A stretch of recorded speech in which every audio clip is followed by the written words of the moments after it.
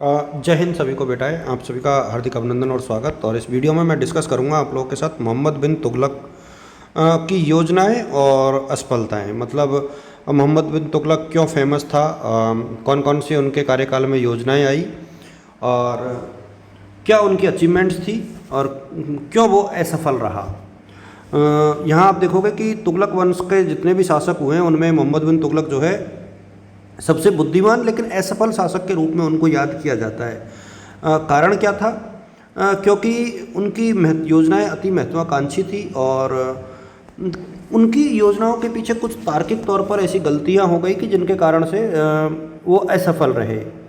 उनका परिचय आप देखोगे कि गयासुद्दीन तुगलक इनके पिताजी का नाम था। साम्राज्य उत्तर भारत से दक्षिण तक फैला हुआ था, विशाल शासन था। गणित, दर्शन और धर्म और चिकित्सा विज्ञान में बहुत पारंगत थे ये। और तुगलक को इतिहासकारों द्वारा जो है विद्वानों का मिश्रण कहा गया है। कारण क्या है? क्योंकि अरबी, फारसी, तुर्की जो भाषा थी उनमें ये निपुण थे और खगोल विज्ञान और तर्कशास्त्र में भी इनकी गहरी रुचि थी। तो यहाँ पर इन्होंने एक तो इनकी जो इम्पोर्टेंट चीज़ थी, देखिए ध्यान रहे, इन्होंने दिल्ली से अपनी जो राजधानी थी उसको देवगिरी या दौलताबाद स्थानांतरण करने के आदेश दिए। अच्छा, रणनीतिक उद्देश्य क्या था? ये चाहते थे कि दक्षिण भारत पर बेहतर नियंत्रण और मंगोल आक्रमणों से देश की सुरक्षा करना चाहते थे उस टाइम पर। और असफलता क्यों मिली? जलवायु परिवर्तन, मार्ग में मृत्यु और आर्थिक क्षति, ये कुछ चीज़ें थी जिनके कारण जो है इनको नुकसान उठाना पड़ा। राजधानी परिवर्तन की योजना इनकी फ्लॉप हो गई। सांकेतिक मुद्रा इन्होंने चलाई। इन्होंने क्या, तांबे के सिक्कों को सोने चांदी के बराबर का मूल्य का कर दिया। और व्यापक नकली सिक्के घरेलू स्तर पर इन्होंने जो है घरेलू स्तर के लिए अलग से सिक्के चलवाए। और वापसी और नुकसान, अच्छा 2 वर्ष बाद इन्होंने इन मुद्रा को वापस ले लिया। अच्छा, इसके कारण क्या हुआ? मूल्यों में अभूतपूर्व वृद्धि हो गई और मुद्रा की आपूर्ति बहुत ज़्यादा हो गई थी मार्केट में।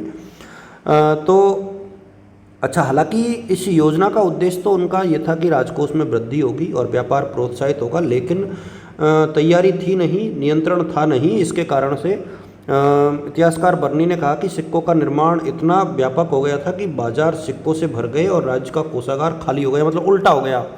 तो इनकी जो ये वाली योजना थी ये भी एक प्रकार से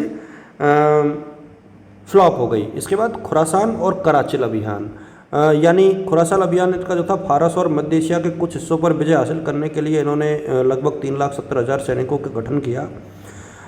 लेकिन फिर वही हुआ।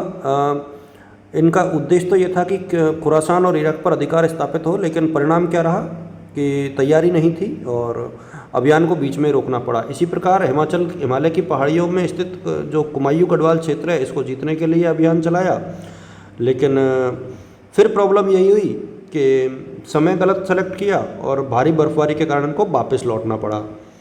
और आर्थिक प्रभाव, देखो इन दोनों अभियानों से जो है भारी मात्रा में धन और सैनिकों का नुकसान हुआ और साम्राज्य विस्तार की प्रतिष्ठा में हालांकि वृद्धि जरूर हुई, लेकिन राजकोष पर भार बढ़ा।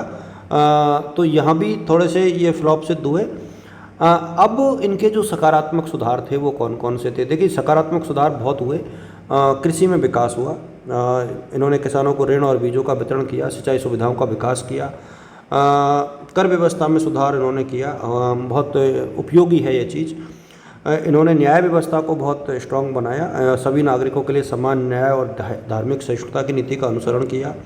शिक्षा और संस्कृति, विद्वानों और कलाकारों को संरक्षण दिया। मदरसों और पुस्तकालयों की इन्होंने स्थापना की।